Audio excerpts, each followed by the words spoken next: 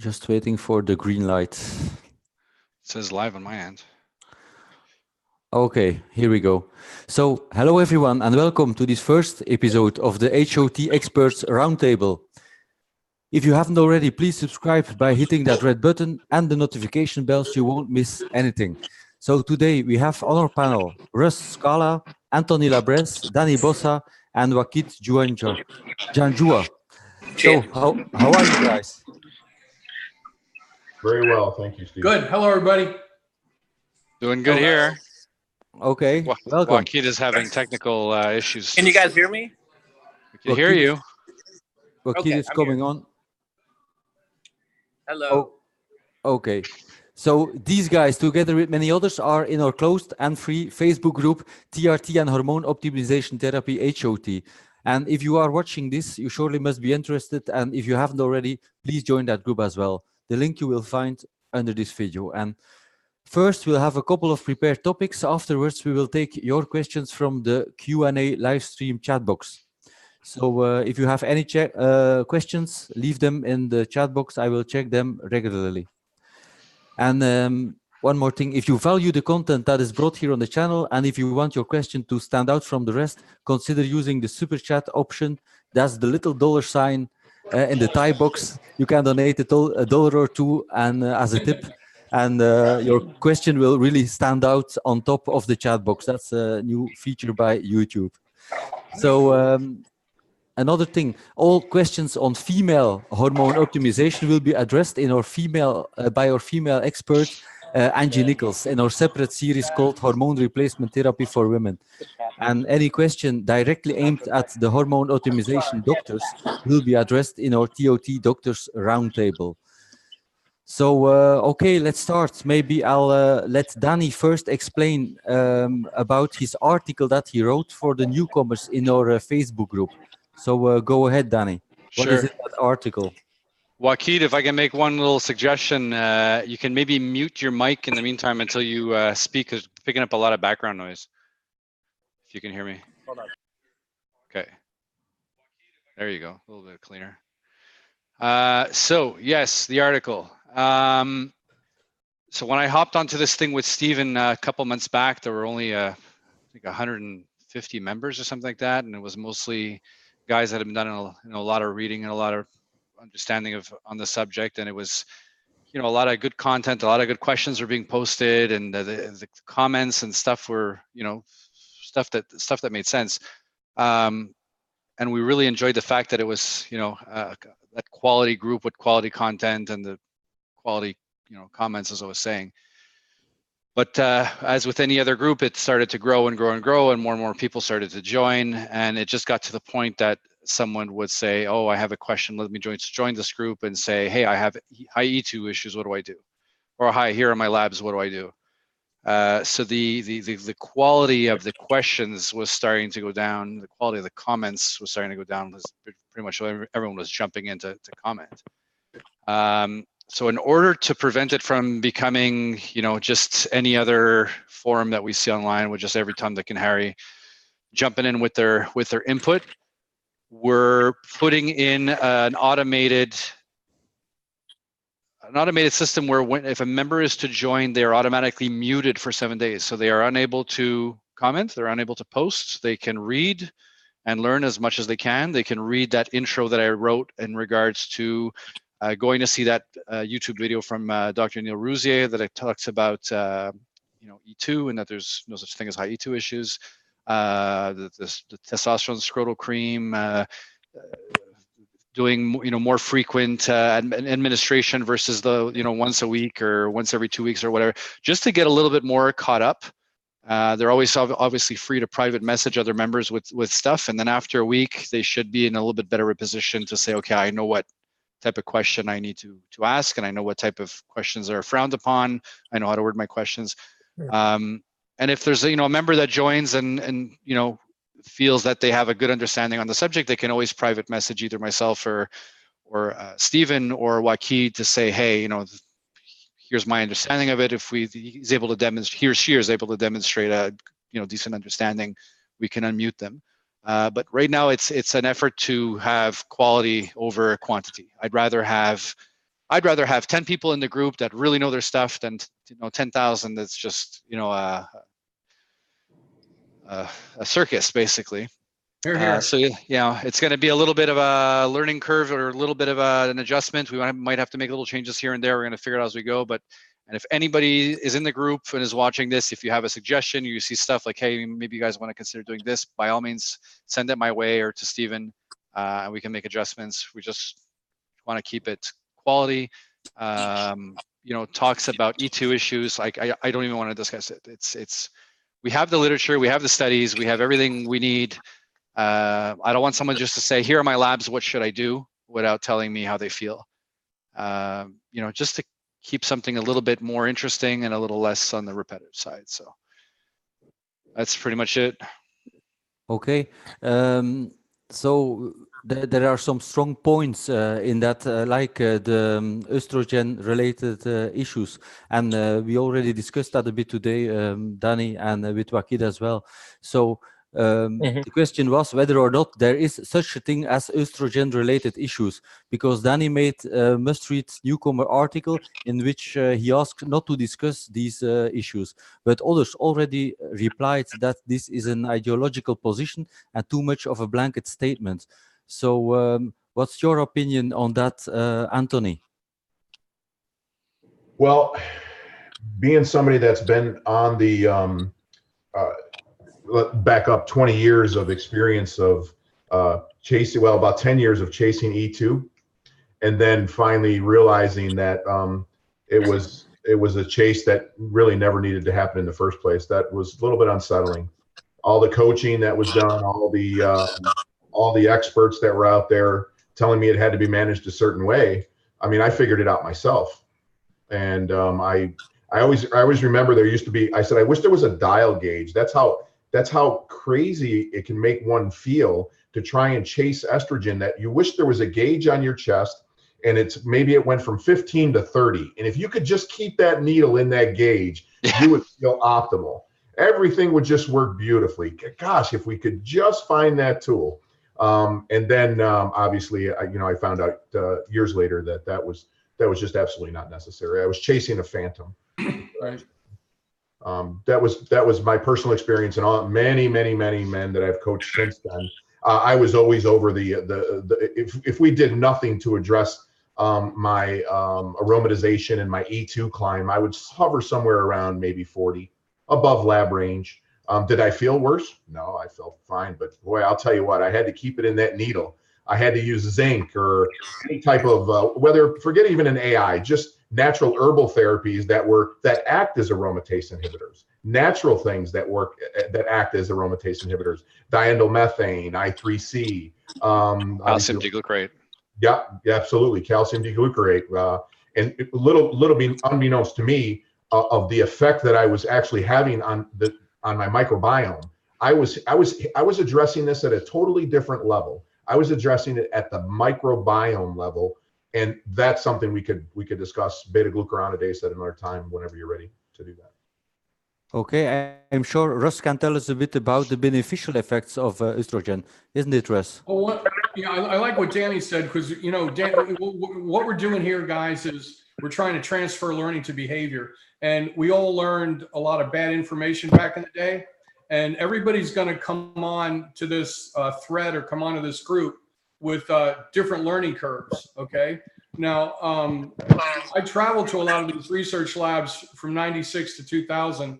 The Great Smokies Diagnostic Lab that was just talking about doing the microbiome testing.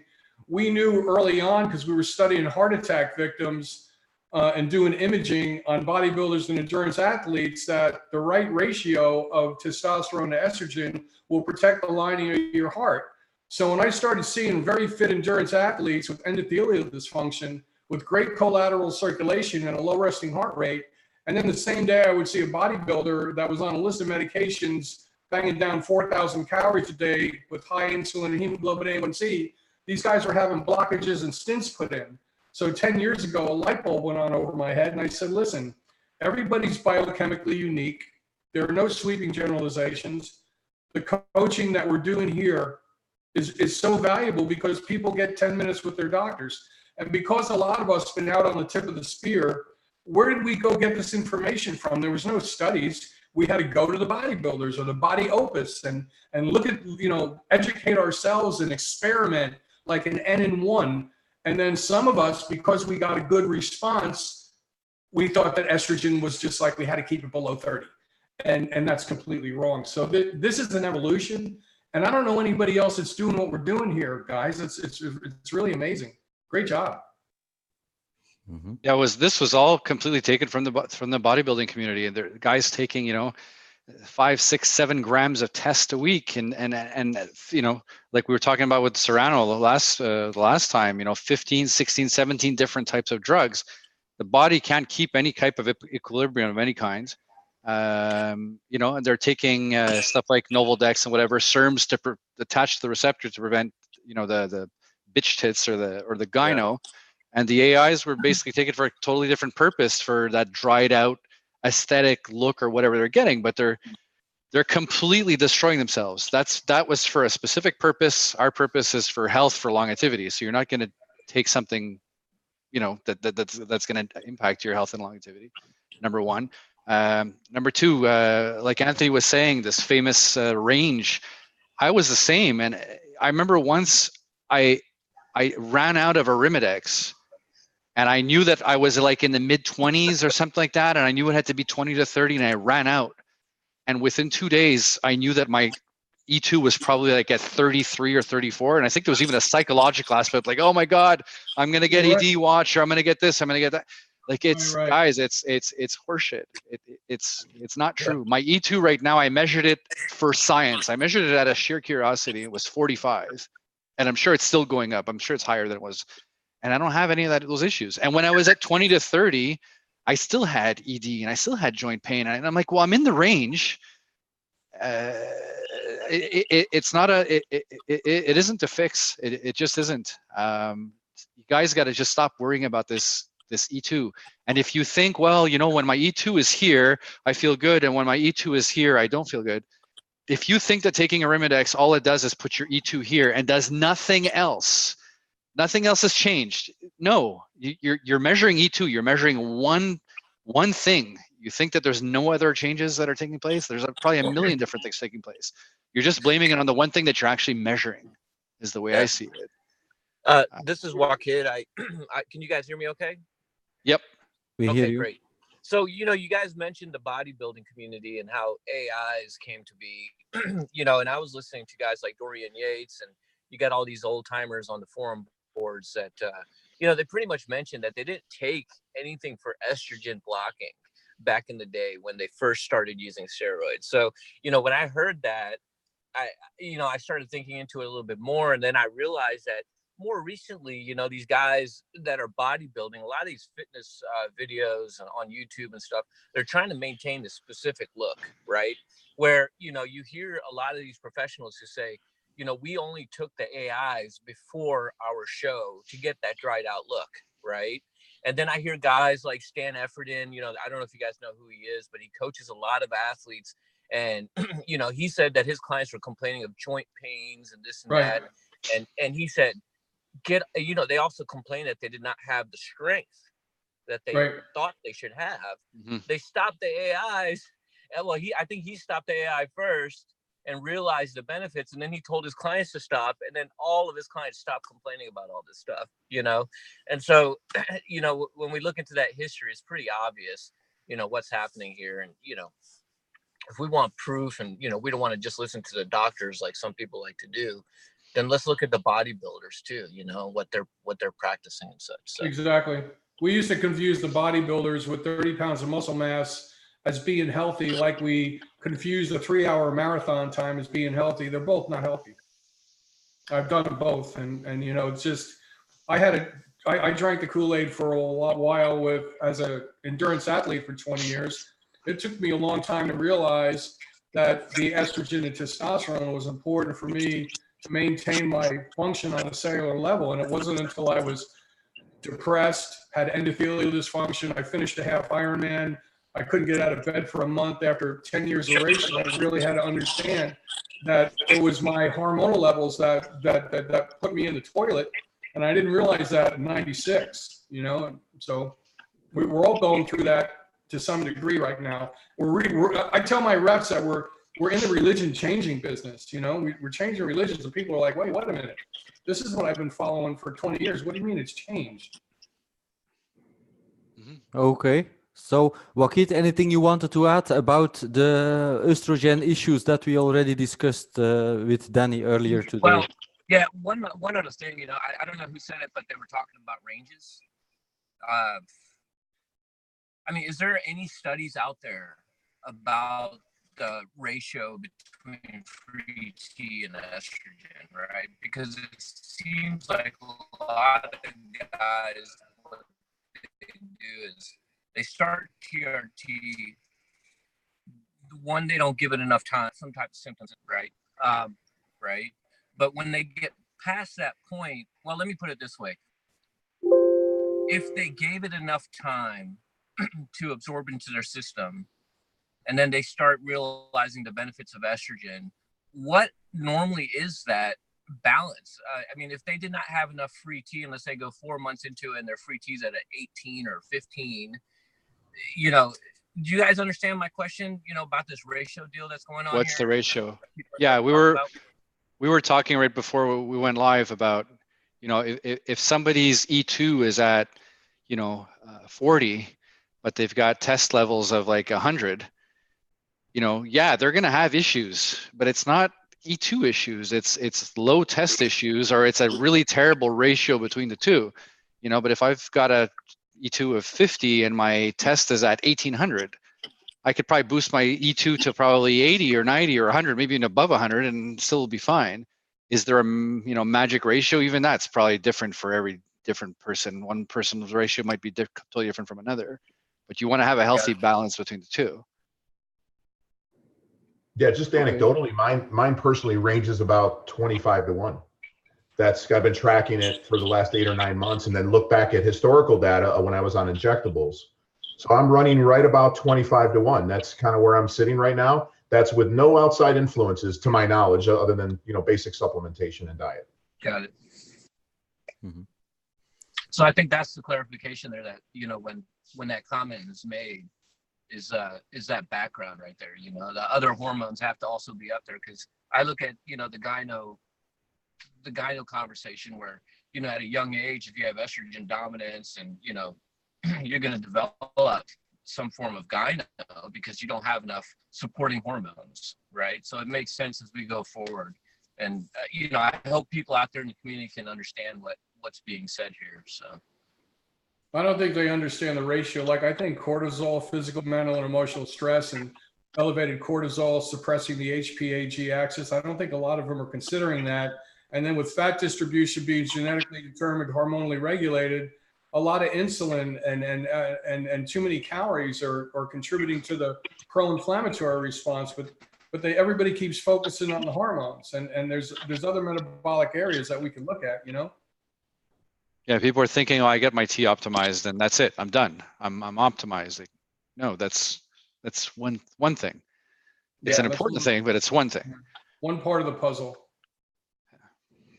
Okay, so let's switch to another hormone, because I got some questions in the chat box about progesterone. So the question actually was, should men take progesterone? Because the one who asks says, I know some men get them from their doctor and others don't. So what's your opinion, Danny? I see already that you are saying no. Feminizing everything that I've read about progesterone, and I used to take it. I used to take it prior to starting Arimidex, prior to starting an AI. I was told if I took a progesterone cream and I rubbed it on my chest, that it would kind of act a bit as a serum and prevent gyno and whatever.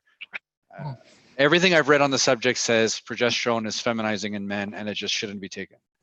Yes, there are schools of thought that say when we're born, we're swimming in it and it's super healthy and blah, blah, blah. And everything I've read lately says it's feminizing in men. Men should not take progesterone. Am I right or wrong? That's so far everything.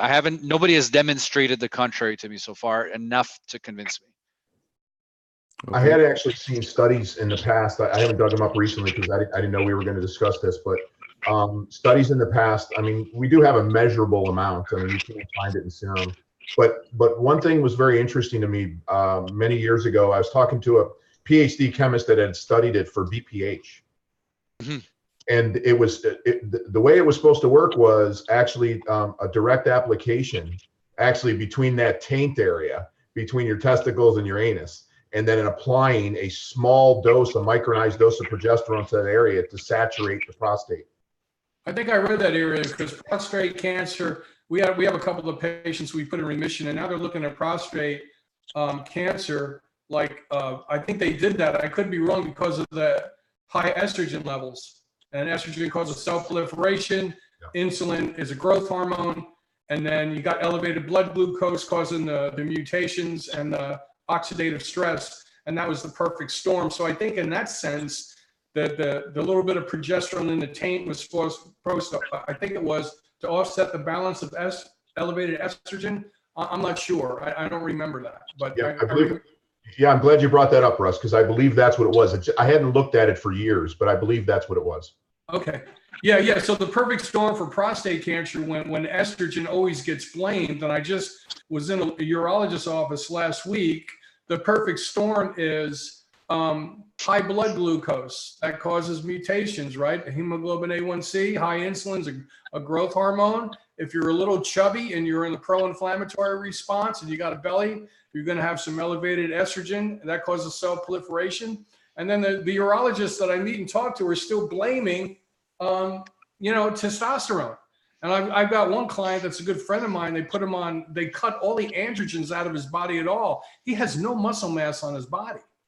And his quality of life is going in the toilet. And again, I don't want to be a Jehovah's Witness. I'm kind of watching this going, Jesus, you know what I mean? It's just sad. It breaks my heart. When I discussed this subject with Keith Nichols, Dr. Keith Nichols, I remember him telling me, is it possible that it could affect prostate if you're using it and BPH and whatever? He says, yeah, maybe. He says, but what other damage are you doing to the body by throwing that in? Yes, we have it, but supplementing it isn't necessarily the best course of action. Yeah, and I think the only other area, guys, where I've worked with high-level brain injury patients with some neurologists, and the progesterone, helping rehab the myelin sheath, the remyelinization, that along with essential fatty acids, elevating brain-derived neurotropic factor with testosterone and growth hormone and maybe IGF-1. I could see the progesterone being utilized in that area, but I don't see it like for guys like us that are trying to stay healthy. I don't see it as a tool. Yeah, and I think also for men that are, if you try to put on progesterone cream, one of the things that you have to consider is if you don't have receptors upregulated to accept that progesterone, then where is it going? It's going down the stress pathway. You're going to drive cortisol, adrenaline, norepinephrine. That's what's going to happen. So if somebody's heart starts jumping out of their chest and they're getting a little bit antsy, and after putting on progesterone, that might be your answer. And also there's gyno. If I'm not mistaken, gyno can be progesterone induced. Progestogens induced by certain progestogens. So that'd be another issue of concern by putting on. I almost see it kind of like taking Tylenol when you've got pain. You take it and it fixes it. You don't have the pain, but it's probably doing damage somewhere else. It's just the thing that you're most concerned with is getting fixed. So, perhaps progesterone can be used for those types of things, like he was saying, brain stuff for BPH. But for a typical healthy guy, everything I understood, you don't take it. Right. Okay. Michael Rock asked, he said, I have noticed my skin is more sensitive to the sun since beginning TRT 5 months ago. I burn easier. I've heard others have similar experiences. Is this common, and is there a reason why this happens? As a dermatologist, I must say I have never heard it, and I cannot explain it why that should happen. Have you heard that before? Any of you guys? I don't know. I did never heard he it. move closer to the equator since starting TRT? Because that would really help. Did he say if it was is it a cream or an injectable? What delivery system was he using? It didn't say yet. We're going to ask Michael Rock. Even then, Anthony, what would it change? Unless he's applying it on a certain place and he's getting sunburned on that one place, perhaps. But yeah, just trying to get clarification. His cortisol, his melatonin levels went up. Okay, I asked him again in the chat box. We'll wait for his answer. Another question I had, he says injectable. Wow. Yeah, I don't know what that changes anything. Okay, another question I had, do you guys try to optimize growth hormone? And if so, how do you do that? Any of you guys? I think growth, the pharmacy that I work for probably distributed more growth hormone around the United States than anybody. And, my job was to train the physicians on how to use the growth hormone in different disease states. And what we know, we get back to everybody's biochemically unique. What I did was showed how do we elevate growth hormone with cleaning up the intestinal tract, the microbiome, because as you know, if you have irritable bowel, you have low growth hormone. So I knew the growth hormone was really expensive at the time, so I had to plug in a nutritional program to elevate IGF-1. And we looked at the mitochondria, we looked at the microbiome, and then obviously we corrected, nutritional imbalances, and that's sort of bumped, and cholesterol. We needed to get, cholesterol levels up, believe it or not. So that sort of elevated growth hormone on its own, and then that helped people low dose it. We also worked on the long-acting growth hormone, and it didn't work. We were trying to come out with one shot a week, and it didn't work. But I can tell you, the research is out there, and I think if that ever becomes available again, with the studies we've got on acromegaly and growth hormone deficiency in children, these are all very, very valuable tools, but it's the price range is so high right now. And it's another hormone that doesn't work in isolation. Like for brain injury and dementia and impacting the mitochondria on a cellular level, I think it's amazing stuff when it's dosed the right way, We also see what happens with bodybuilders using insulin and growth hormone together. They're the canaries in the tunnel. We see all the dangerous stuff that happens, and it gives it a bad name, Anthony, do you have any experience with it? I'm not a prescriber, so although I follow some folks that do prescribe, and I just have an email from a client of mine, and he was prescribed. This is in the States, in the Midwest. He was prescribed Omnitrope, 5.8 milligrams, 17.4 IU vial. Each vial, $600. Exactly, that's my point. It does amazing things, but it's so far out of the price range. That's why I had to find other ways to elevate IGF-1, and you guys know that IGF-1, AMPK, and mTOR are our nutritional sensing pathways. So how do I get these levels up in folks like us without going on growth hormone? And of course, exercise is a big part of that. Fasting elevates growth hormone if you can keep your blood sugar and insulin levels low.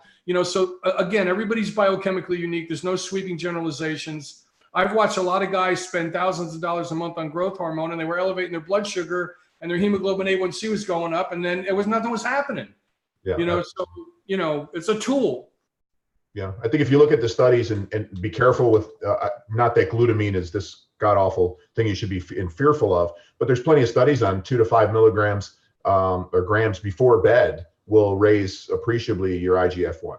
So, if you want to raise growth hormone, that there's plenty of studies available on that, but I'd save my money if I were, unless I was predisposed to some, I have just a wasting disease of some sort, but. Exactly. There's a bunch of guys in the group that have messaged me asking me about it, and they say they get their stuff from China, but everything I've heard about that is it's, you get one batch and it's great, and another batch it's just, might as well be injecting saline solution. Yeah. Some guys have had really good luck just trying stuff like MK677. I tried it myself. It gave me the most crazy insomnia ever. Like literally awake the entire night and the next day and the entire night, and it's as if I had slept the night before. I felt rested and wired. My wife tried it and she loved it. We were training at the time. It was right before she got pregnant, and she was loving the stuff, and you could literally see her body change. So it's all hit and miss. It's one of those things you just got to try out. An inexpensive way to boost your growth hormone, but what what is it going to do long term? Who the hell knows? And what about these growth hormone secretagogues like MK677? You can just order them online in the category SARMs. I know it's not a SARM, but what about that? That's what I was just talking about. MK677. Mm-hmm. That's what gave me insomnia. My wife. Okay. It was great for her. She had the best sleep she said she's ever had in her life taking that. So it does work actually. Yeah. It does something anyway. Yeah. Russ, are you folks at your clinics doing anything with ipamorelin or any of the secretagogues at all, or no? Samorelin and ipamorelin, yeah, I've used that before, but like I said, and you and I discussed, and I discussed this with Danny before, I sort of do the 11th hour intervention, so that I got to get something that's going to work like right away. And you know what I mean by that. I got to get sort of results, and that's sort of long term. I think it could be beneficial. I the growth hormone, I could pop the IGF-1 up pretty quick with tweaking the diet, exercise, and using low dose growth hormone if I support the HPA, G-axis, and the microbiome. Giving growth hormone by itself, it never worked. And the same thing with the other peptides or the ipamorelin. I see people injecting it, but there's, they're not saying they feel any better, and I'm not seeing anything in the labs. And it's a real, I don't know what, I don't want to tell them to keep doing it when sometimes I elevate T3 and T4 and I get a better response because it's helping with serotonin in the brain. So everybody's so different, I just, it's what? Oh, I'm sorry. I thought I heard somebody too. Yeah. Okay, we have a couple of questions coming in that we should really pay attention to. So we got a super chat from Sai Unison Fitness, and he asked this question several times. So he said, I feel much better on cream than on injectables, but on injectables, he had no joint pain. So he's wondering if his estrogen is lower on cream and if that could cause the residual joint pain. What's your idea on that? Where's the cream being applied? The scrotum, probably, I guess. Transscrotal, because I mean, he may some doctors won't allow, and I can tell you, well, I won't mention the name of a clinic, but some won't allow you to do a transscrotal application. I have several clients that are working with a specific clinic here in Florida that won't let you do a transscrotal delivery. It is transscrotal. It is transscrotal, he says. Okay. Well, what's the reasoning for that, Anthony?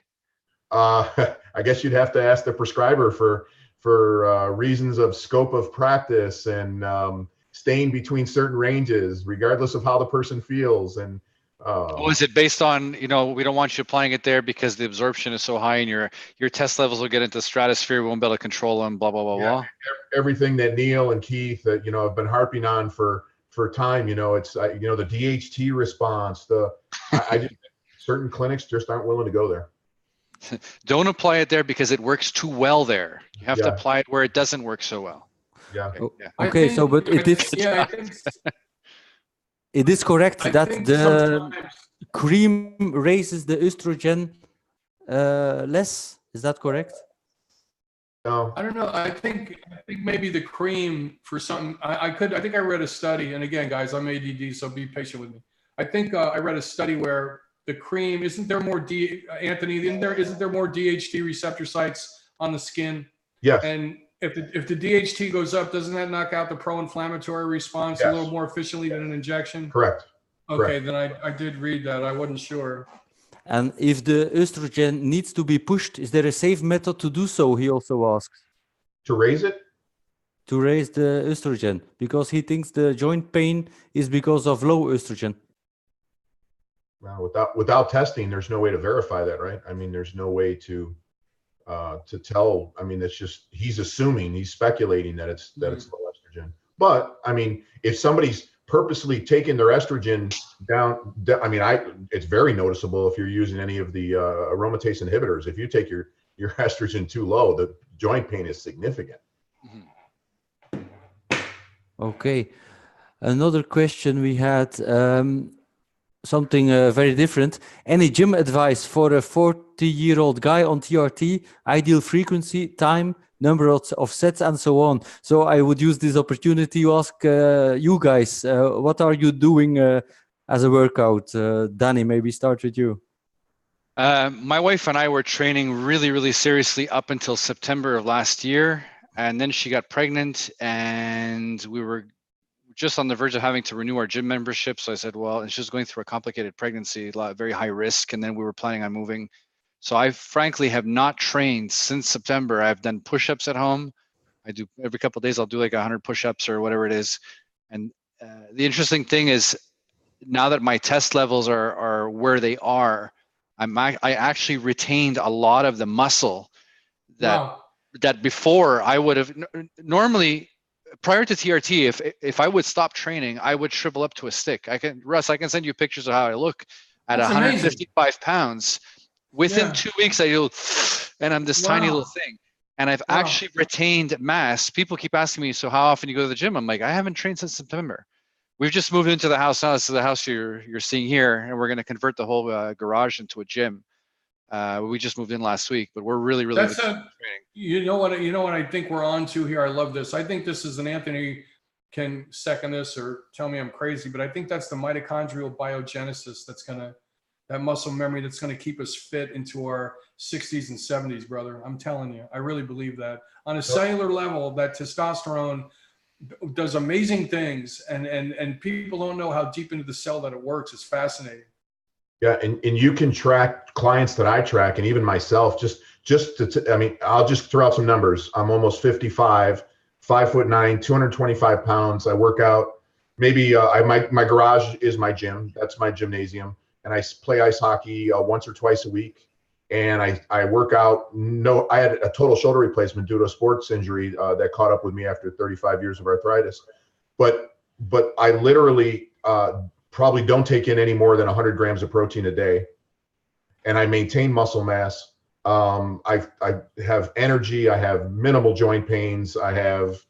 Just quality of life is just. That's my point. Amazing. Perfect. Amazing. Okay. First thing I noticed for you, Nancy, that neck.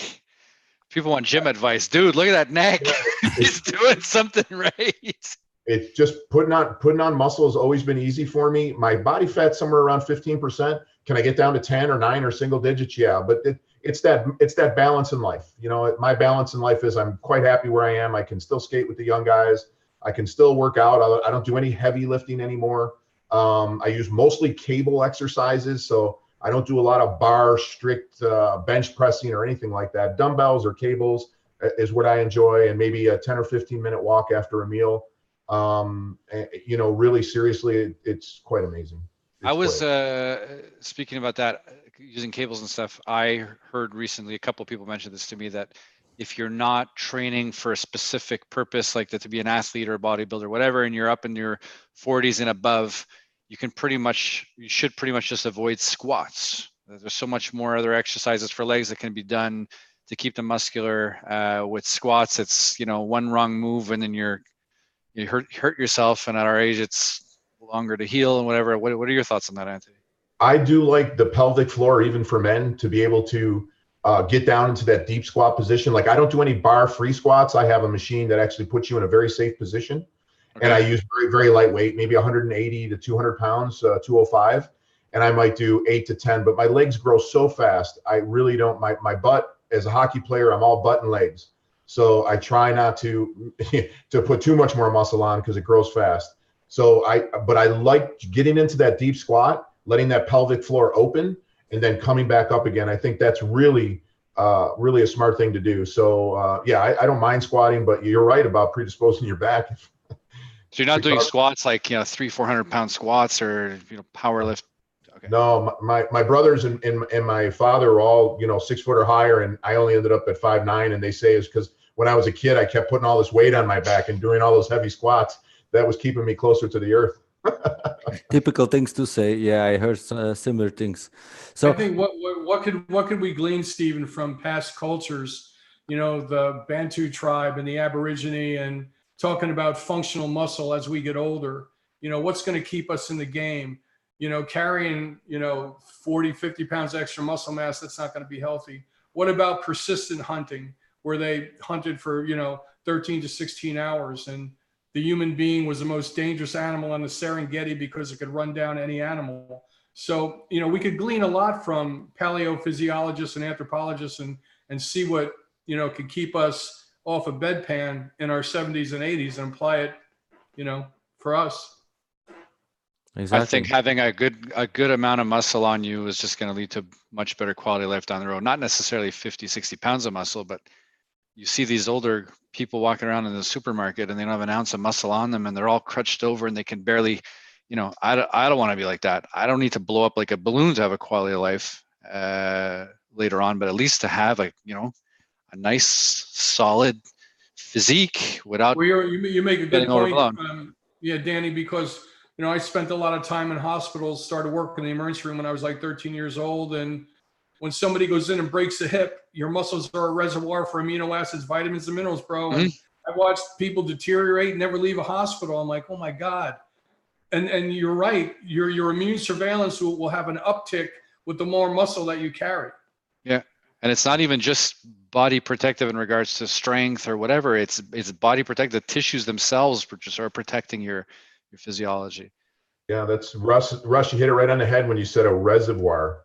I mean, that should resonate with people, right? Where that is a reservoir for those substances for your body to pull from. Mm-hmm. Okay, we had a super chat and a question from Locutus. He says, I have a problem with macroprolactin on TRT. Dopamine agonists do not work and aggravate depression and anxiety that I have on TRT. 120 milligrams test per week. So, He had a problem with what? Is he getting anxiety? He's getting anxiety on 120 a week? Yes, anxiety and depression on 120 milligrams test a week. And he says dopamine agonists do not work. So do you have any suggestions? Has he tried a smaller, more frequent dosing? Because I've read all kinds of guys, they get their one big dose a week and they react in a bad way. And just having those smaller, more frequent doses tends to alleviate that. Sometimes it circulates more dopamine in the synaptic pathway and keeps people jacked up, just like you said. You know, if we try to mimic metabolic functions, I think Anthony can help me with this. I think the testicles release 8 to 10 milligrams a day. And, you know what I mean? So more frequent dosing will keep you from impacting your neurological architecture. Some people are low in serotonin, dopamine, and adrenaline. And once they first get this first blast, and their neurotransmitters change, all of a sudden they get this burst of energy that they haven't had in a long time, and that's confused with anxiety. You know what I mean? Right. Yeah, and the gut for folks that don't understand a lot about the microbiome, it's such a huge player in this picture. Not only about detoxification and conjugation and hydroxylate, all these things that take place with hormones and making the metabolites to clear them through urine and feces, really, really important. And there's certain strains, the ABCs, the Akkermansias, the Bifidos, the certain Clostridia, all those are very, very important. And when you put these ancestral strains back into your microbiome with good pre and probiotics, whether it be through food or supplementation, favorable things will happen. The ability to tolerate gluten improves. The ability to tolerate dairy improves. 80% of your serotonin is made in your gut.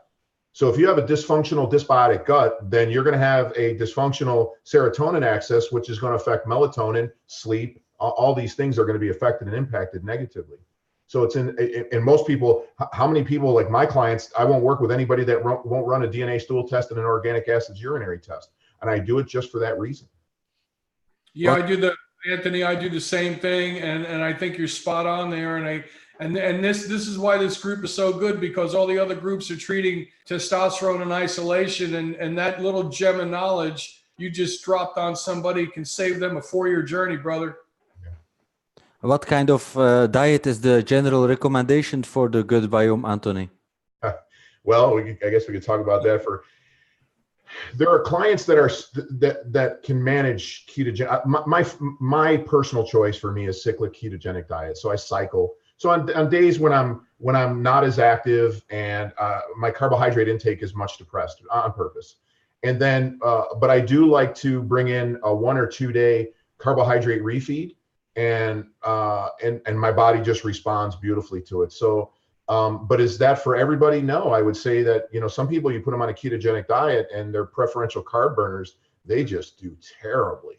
I mean, terribly. And there's, so to say that one diet fits all, I think a diverse diet really helps. I think a diet close to the earth helps. I think really good prebiotics and probiotic foods help. So to just remove, I do really well with like black beans and carbohydrates that many people have been told don't eat. But I do really well. My microbiome responds really nicely. I feel great. My energy levels are excellent. So just to remove those 7 days a week and not eat those carbohydrates, or to keep them at 35 or 50 grams a day, just doesn't work for me personally and many of my clients. So just to take them out of this eating habit and put them into this one, no, that has to be done with care and skill. And you know, you really have to have a good health and history on somebody. And yeah, that's very specific to the individual. But I mean, so for me to say like ketogenic diet is superior for every client that I come across, absolutely not. I mean, it's not for everybody. It's just not. Well, we know that on a cellular level, when DNA unzips, it needs essential fatty acids, essential amino acids.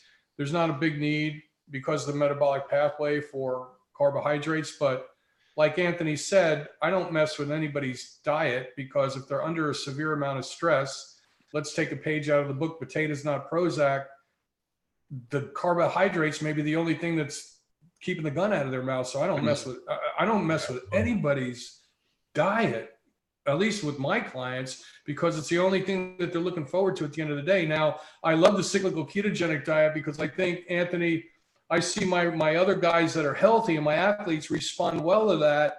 And also some of them that do have a carbohydrate addiction, I think the carbohydrates at the end of the week helps them with compliance. It also helps, I think, bump up their thyroid levels too.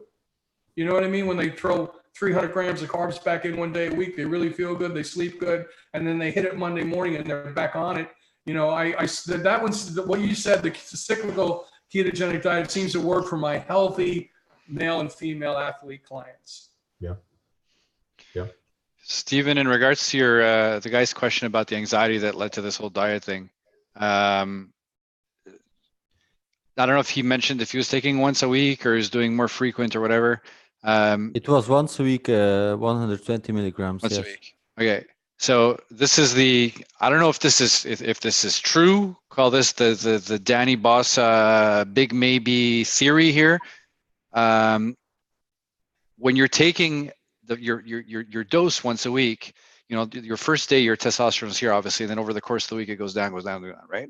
So on the first day, there's a whole bunch of things that are going to change in the body to get into equilibrium with this level of testosterone you have. And over the course of the week, it's continuing to drop and continues to drop. So the body is just going to potentially keep trying to find a new normal. So, you know, Monday, it's the new normal's here. And then Tuesday, oh, well, now the test is level. So let's rebalance. And Wednesday, oh, it's here. So let's rebalance. And it's not just E2 and test and whatever. It's probably a million different things.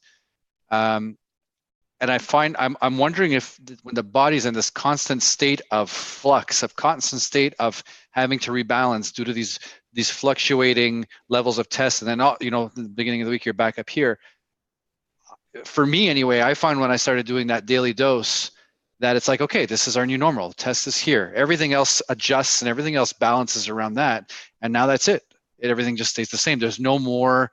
It's not just the test going up and down, but it's all of the supporting hormones, everything around that surrounds that has now found its new normal. And now it's just static. And I just feel the same now, whether it's day, whether it's night, regardless of which day of the week. I think, and I'm finding more and more think, sorry, Russ, the problematic guys, when they're doing it that way, when they have issues, that's the first thing I would say to try. You're spot on. I like what you're saying, because we try to apply that too. But also, guys, this is something to think about. When testosterone enters the body for the first time, I see some of my clients get anxiety because some of the times the testosterone, I use it in diabetic patients for neuropathy, okay, to help them get feelings in their legs. Well, also what happens, and you guys understand this physiologically, the testosterone lowers blood glucose and lowers insulin.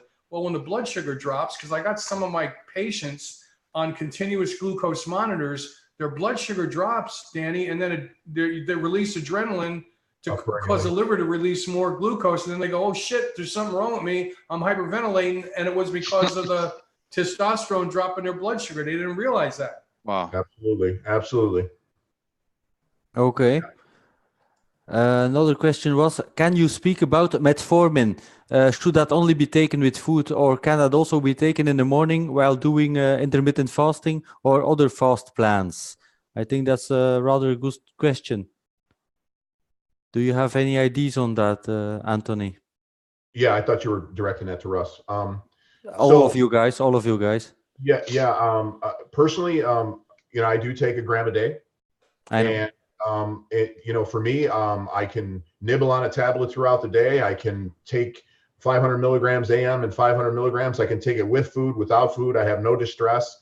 I did a U-biome to watch my Akkermansia levels rise. That's a beneficial part of the microbiome. So, it was all positives for me. And we all know AMPK, mTOR. There's plenty of videos on it. They can go on YouTube and start doing their homework on it. I find it extremely beneficial. The only thing to caution is I see some people, and I think somebody even on the forum had asked about combining it with berberine. And I would just caution people with that, is taking your blood sugar just too low. I mean, if you start feeling like the symptoms of low blood sugar, and if you don't know what they are, look them up, please. And you start, getting that nausea feeling, something's not right, be very, very careful. Right. In that case, take it with some food. If you have any kidney disease, it's contraindicated. So if you have any problems with kidney creatinine levels aren't coming back well on labs, then please don't do that. You should always be consulting a provider anyway. But I have nothing but good things to say. It makes me more metabolically flexible. Right. I love it. Do you Anthony, think another thing, all the new research with Dr. as you know, Dominic D'Agostino and Tom Seyfried about cancer being a metabolic disease and growing and accelerating and metastasizing in a high glucose environment? We had a woman last month that had 6 months to live, and they just told her to pack her stuff. So we used the metformin, the hyperbaric chamber, the ketogenic diet, and fasting, along with tweaking some of her metabolic pathways. So I think that's going to be a hot topic here to keep the blood sugar down. And you know why I'm so excited about this group, guys, is because what do diabetes, heart disease, cancer, and dementia all have in common? Exactly what we're saying: glucose and insulin and high blood sugar, man. I mean, oh my goodness. Russ, would you say everyone should be on it? Yeah, I mean, the lower we, I don't even think, we're not designed to eat 3 meals a day, right? And what does that do, Danny? It keeps our blood sugar low. We're designed to fast. I mean, when did this 3 meals a day come in? In 1901, there was a book written by the guy that wrote the Sinclair. He wrote a book on fasting in 1901 and started tracking all the effects of all over the United States on the benefits of fasting. And now that we know, all of us together, the metabolic pathways that are impacted with fasting, metformin, and using the ketogenic diet, it impacts more pathways than pharmaceutical drugs. That's powerful stuff, guys. Amazing. Yeah. I thought the 3 meals a day were created by the guys that manufacture breakfast cereals. Yeah, Kellogg. Yeah, actually, Kellogg's was designed to stop people from masturbating. Yeah. Which I'm still eating them. It didn't work. Yeah, exactly. It didn't work. And with metformin, for people, I'm living proof. For people with it's used in the veterinary field too. Metformin in very high doses used with horses. Right, there you go. Yeah, and it literally can save your animal. So they're strictly, if they're on a high carbohydrate diet, and these massive animals are developing diabetic conditions, and they're dosed quite simply with high doses of metformin, and it works, efficacious. We can learn a lot from the vets when you ever talk to them or follow them. They're really brilliant. Yeah. Okay, some guy in the chat asked, where can I find a doctor that will get me the 20% cream? Because he just gets the cream 80 milligrams per gram. So I said, go to the group and we'll guide you towards the docs that are in there. Another question, do you guys supplement with coenzyme Q10, Russ? Or Yeah, I Anthony? think, yeah, I mean, if let's jump down on a cellular level for a minute, looking at the mitochondria. I think coenzyme Q10, which is blocked by all the statin drugs. So they're actually, the low cholesterol drugs have done so much damage to the elderly, well, everybody in this country. It's embarrassing. And they knew 10 years ago that these cholesterol-lowering drugs block coenzyme Q10 on a cellular level. So if you think about the most metabolically active tissue, your heart beats about 100,000 times a day and your brain never shuts off. Coenzyme Q10 are one of those things, one of those nutrients that I think is just really, really important for all of us, you know, past 30. You know, it's one of those things like keeping your blood sugar low, you know? Yeah, I definitely recommend it for sure. Okay, and how many? What's the dosage? Personally, I use anywhere from 100 to 200 milligrams daily, and basically a mitochondrial formula. PQQ. I use. Let's see what I have it right here. I also use NAD. I mean, one of the smartest guys on the planet is David Sinclair, and he's lead researcher over at Harvard. Anyway, he's got patents on, I believe, NMM and NAD. I use those both, and literally it's something you feel. I mean, you feel more energized when you take it. And the animal research is really very clear to me that it's beneficial. So those are things that I have in my Gotcha. supplements. That the studies they did on mice in regards to that? They did on mice, and then I guess he has other animal studies as well. Okay. David Sinclair does. He said, if you see my dog living till 40 years old, you'll know why. He takes 1 gram of metformin a day. He takes NMN. I forget what that stands for, but and then obviously he came out with NAD. I do take it with resveratrol, even though it's a little controversial, but I do take it nonetheless. Someone asks, is that nicotinamide riboside? Yes. Okay. Yes, it is. Yeah, this one right here is made by Thorne Research. It's 300 milligrams for 2 capsules, transresveratrol, trimethylglycine, so a phase 2 assistance there, and quercetin as well. Okay. Keith Nichols is texting me like crazy about the question in regards to the cream causing more joint pain than injections, and he's just shaking his head. So Yeah. Oh. Yeah. Okay, so Keith is watching as well. Hi, Keith. He's not in the chat box. I had one more question about supplementing magnesium. Do you have to supplement magnesium, especially when you're on TRT? What kind, how much, and when to take it? Any of you guys, you taking magnesium? Yes. Yeah. That's probably, if I were to put that in the top 3 or 4 things in my diet, it's extremely high in magnesium. Yeah, you need magnesium, depending on the study that you read, is probably involved in over 300 enzymatic reactions in the body. And like Anthony said, that's up there in the top 3 because, you are not what you eat, you already absorb. But if you don't fix your microbiome, you're not going to be pulling those nutrients out of food. So, you've got to start thinking outside the box a little bit. And the higher your stress levels, the faster your burn rate. You're going to burn through these resources so much faster. So Right. if I don't know how many men out there are constipated. I've really never taken statistics on it. I see mostly with my female clients, but magnesium citrate at night, it'll sequester a little bit more water into the colon. So if they are having constipation problems, you can up your levels of magnesium citrate. I do like the citrate bases anyway. But if for some reason that's an issue and it's causing too much watery stool, then you can switch over to glycinate. If you need one to pass through the blood-brain barrier on a mixed formula, 3 and 8, magnesium 3 and 8. Me personally, I'm around 800 to 1200 milligrams a day of some type of mixed magnesium between diet and supplementation. Mm-hmm. Anthony, if you'd like, you can maybe make a post in the group to say, here's the Anthony Llabres protocol of doom, or whatever you want to call it. And there's some great resources out there, right? I mean, nutritional PhDs like Chris Masterjohn, look him up. He's got great short clips, 8-minute videos.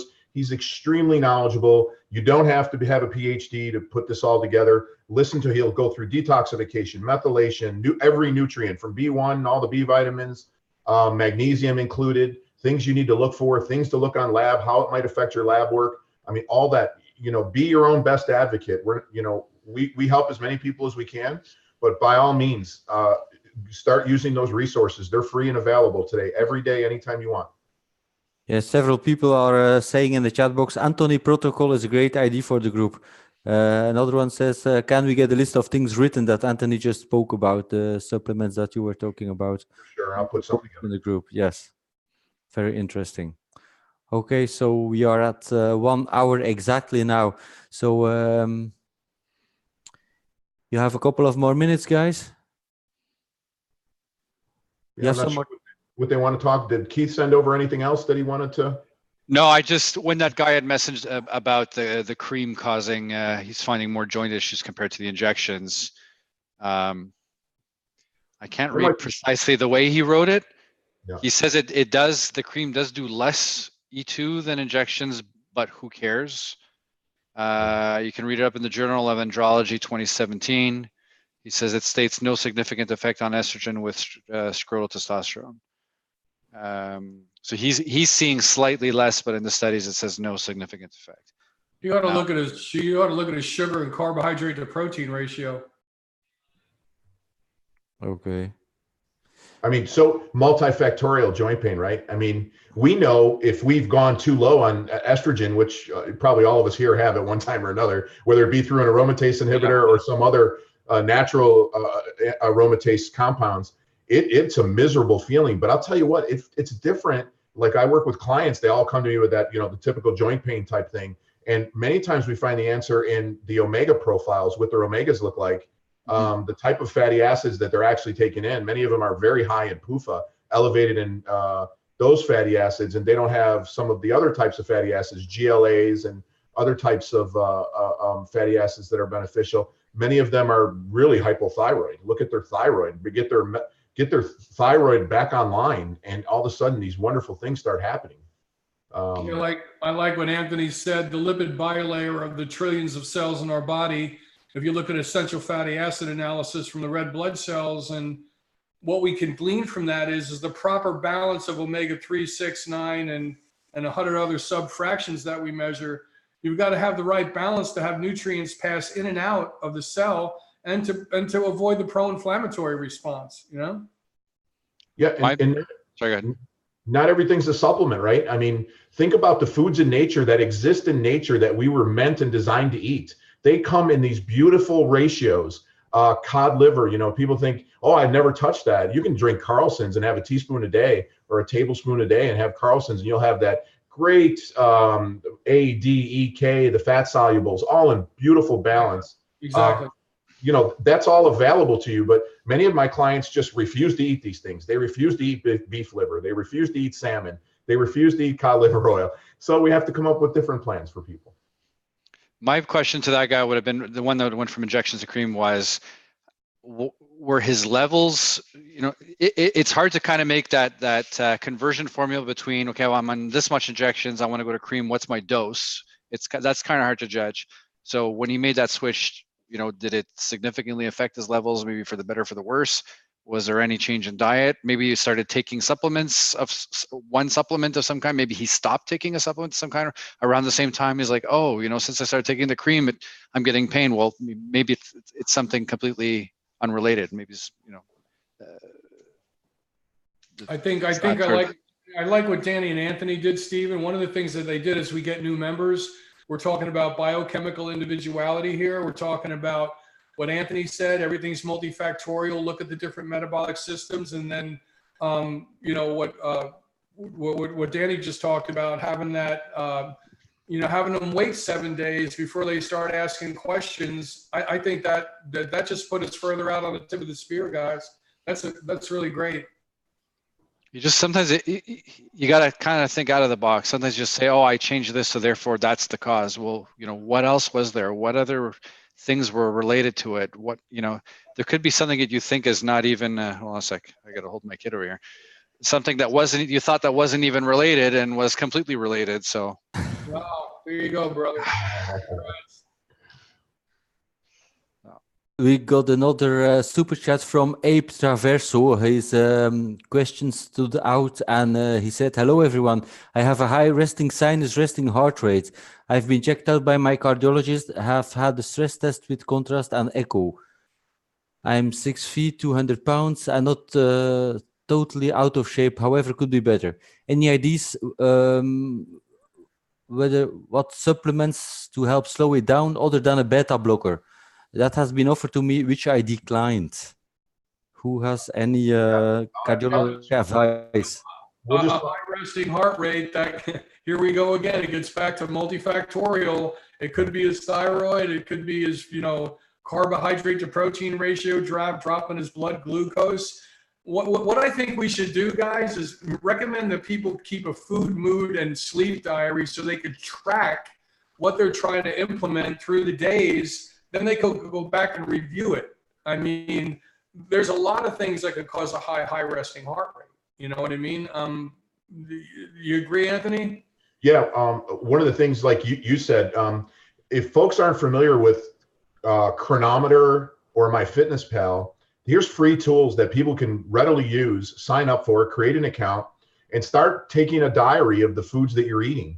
Now you can start to see your macronutrients and your micronutrients, to include your electrolytes and your hydration. And now, one of the things I would say, what's nature's natural beta blockers? Potassium. So people don't get a lot of potassium in their diet, most people. And the RDI for potassium, I believe, is 5 grams a day, roughly 4,700 milligrams. Well, I can tell you right now that 99% of the clients I've had in 10 years have never even reached 50% of that. Stephen, along like what Anthony said, and we could build on this, a lot of people, have food allergies and food sensitivities that could be bumping up their heart rate, and from normal foods like broccoli, and they would never consider that. That's why there's 8,000 foods out there. We have tendency to eat 11. So Anthony's talking about electrolytes, bang, blood sugar, and then you could have a food sensitivity. Well, how do you target that? You go to the apps that Anthony just mentioned and you track it. Good advice, thanks. Logging stuff is amazing. It's amazing how quickly we forget how we felt just 3 weeks prior. Exactly. I remember just like adjusting my dose, and then I'm like, well, do I feel better now than I did 3 weeks ago? Or you have to write it down. Today I feel like this, go into great detail. These logs are they're really, really good. Very valuable, and very, very valuable for your practitioner if they know what to do with them. I mean, I don't have any certifications in so-called nutrition, allopathic credentialed as a functional nutritionist or anything.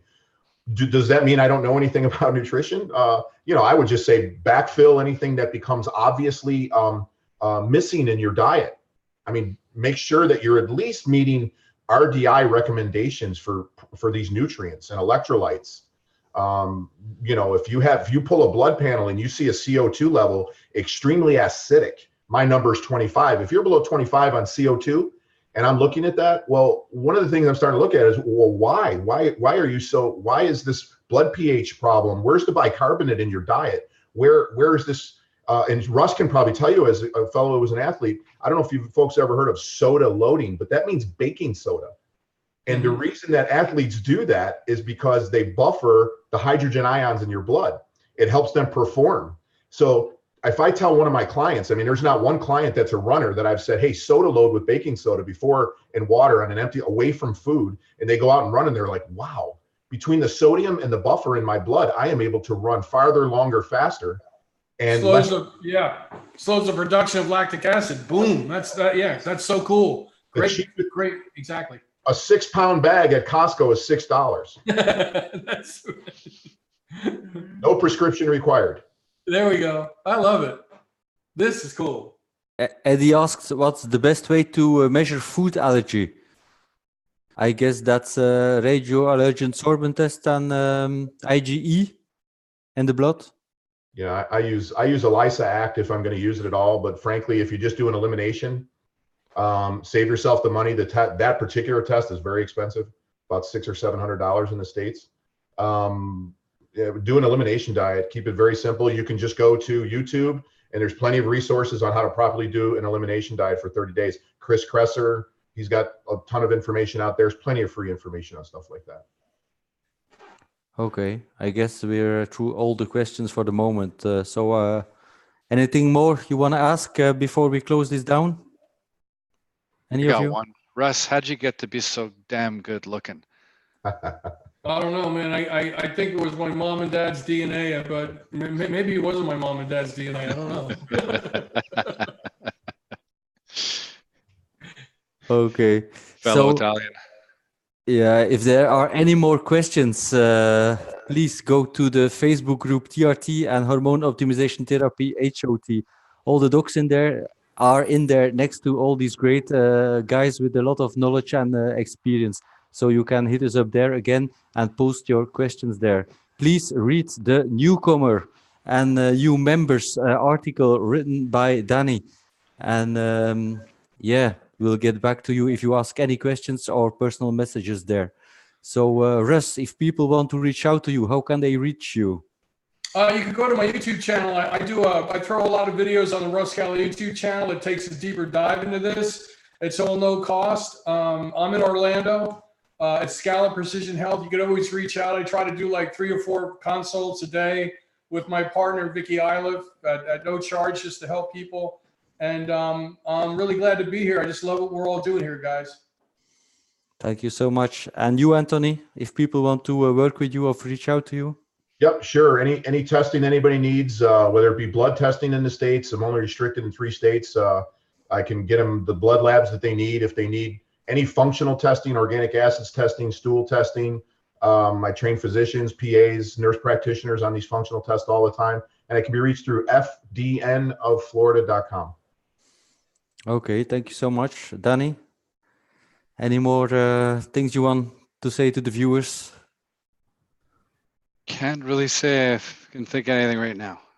I'm on very little sleep with the baby, so my brain is very, my vocabulary in this podcast was very, very basic. I was looking for my words half the time and just not sleeping much. So okay, sorry. Thank you so much for being here anyway. And if people want to reach out to you, they can reach you in the Facebook group, I guess. Sure, just PM me through the group. It's fine. Facebook. Okay, so we'll close this one up. Thank you so much, guys, and see you next time. Bye-bye. Okay. Thanks, guys. Bye-bye. See you, everybody.